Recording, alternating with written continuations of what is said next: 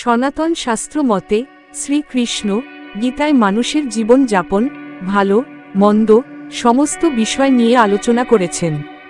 চলতি পথে আমাদের কিছু সংকেত দিয়ে থাকেন।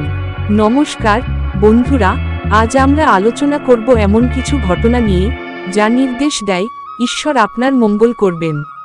আমাদের জীবনে প্রতিনিয়ত ঘটে চলে ভালো মন্দ অনেক ঘটনা, তাই ভালো কিছু ঘটার আগে ঈশ্বর আমাদের বেশ কিছু সংকেত পাঠায় আর ভালো কিছু ঘটতে থাকে।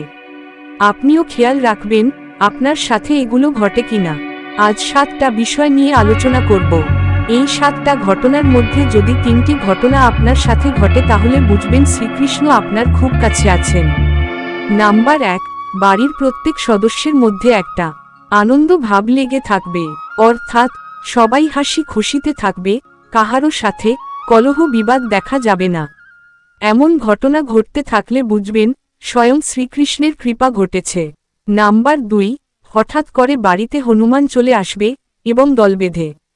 তখন এদেরকে কিছু খাবার দেবেন, তাতে সংসারের মঙ্গল হবে। নাম্বার 3, দেখতে পাবেন অনেক দিনের ধার দেওয়া পুরানো টাকা না চাইতেন ঘরে বসে ফেরত পেলেন। তখন বুঝে যাবেন আপনার ভালো দিন খুব সামনে।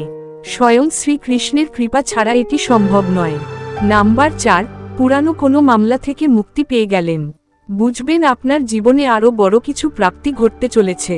নাম্বার 5, যদি আপনার বাড়িতে বিড়ালের বাচ্চা জন্ম হয়, এটিও কিন্তু শুভ লক্ষণ।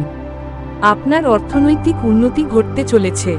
নাম্বার 6, যদি জলে মাছ ধরার স্বপ্ন দেখেন কিংবা ঠাকুর পূজা করার স্বপ্ন দেখেন তাহলে বুঝবেন অর্থনৈতিক দিক থেকে শক্তিশালী হবেন।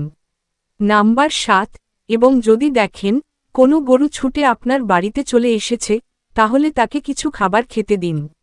এটা কিন্তু খুব শুভ, আপনার ভালো দিন আসতে চলেছে।